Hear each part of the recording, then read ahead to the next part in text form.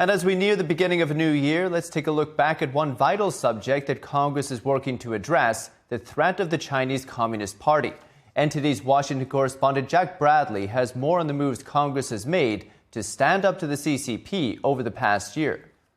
The Chinese Communist Party presents the greatest threat to American values and American national security in our lifetime. Congress has taken some strides this year to crack down on the Chinese Communist Party, and it's one of the few issues that we see bipartisanship in the legislature. In the most recent case, Congress's new $900 billion defense budget legislation prohibits the Pentagon from purchasing equipment from blacklisted Chinese biotech companies.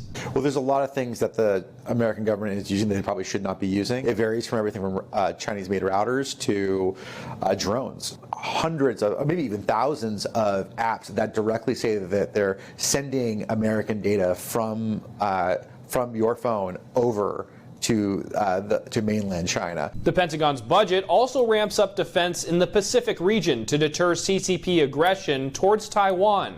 Xi has ordered the People's Liberation Army to be ready to take Taiwan by force by 2027. That's as the CCP is conducting the largest military buildup since World War II. And earlier this month, President Trump signed the Taiwan Assurance Implementation Act, requiring the State Department to update its guidelines for U.S. engagements with Taiwan at least every 5 years. And it's designed to deepen the relationship between the two countries in the absence of formal diplomatic relations.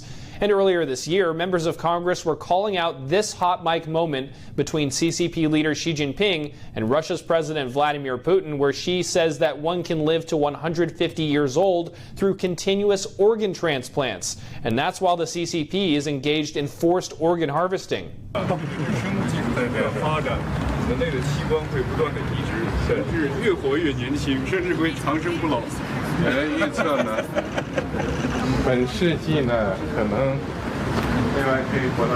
We've heard some horrific stories of this organ transplants and all of this in China, that they take it from unwilling donors, okay, to put it mildly. And the fact that they were caught on a hot mic, first I've heard of that, is very telling.